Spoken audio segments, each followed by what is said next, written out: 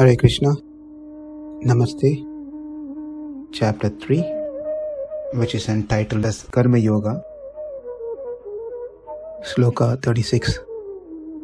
Arjuna Uvacha Atakena Prayoktoyam Papam Charati Purushaha Anichannapi Varshneya Baladiva Niyojitaha. As also such activities, by getting involved in such activities, it is not going to give ishta, it's going to be anishtam. Ishtam is where jnana yoga towards atma darshana. Whereas by engaging these things, one is not going to get the ishta prapti, they're not going to have atma darshana, they are going to get the opposite reaction for engage further into material activities. So why does such person, this person is mentioned here as Purusha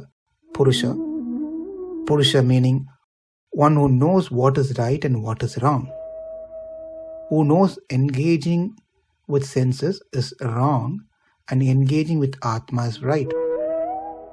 Therefore this person is not interested, anichen api.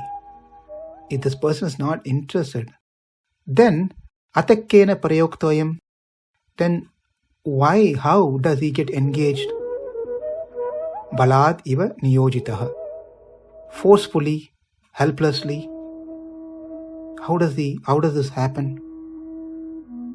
Well, we are talking about common people who are practicing certain yogas. The senses are so very powerful. It influences anyone and everyone. Let us see what is the answer that Krishna is going to provide in the next sloka. The next sloka gives the answer, and the following slokas after that are detail and elaboration of that particular answer that Krishna gives in the next sloka. That completes 7th sloka and that completes this chapter. These following sets of slokas that we are going to see are very, very powerful and utmost important slokas. If we can understand that and bring them to practice, even to some extent, it will benefit all of us, not only us, this world. Gita is so powerful and useful at all time because it gives solutions to all the world's problem. It doesn't matter what the problem is, even if it is coronavirus.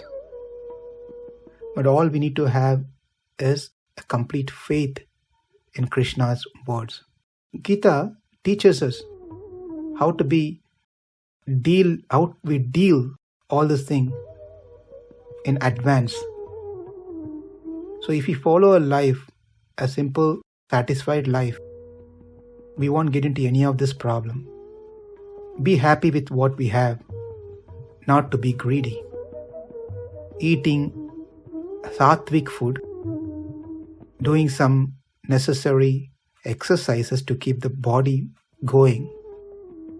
Take needed rest, but do everything in a very balanced way, not anything to the extreme. That is, follow the Shastra. Now we can see that in the current today situation, now we see pretty much everyone is turning towards the Shastra. They don't know they are following the Shastras, but those who know, we can see what's happening in the world. Many stores and shops are running out of toilet tissue papers, which means one has to eventually go back to the Vedic style. No one wants to handshake. Now people are doing Namaste, Anjali Mudra. If you go out and come, one needs to wash their hands and feet, and if possible take shower. Again, this is Vedic. Now people are doing, because they are afraid they may be affected, or they don't want to be infected.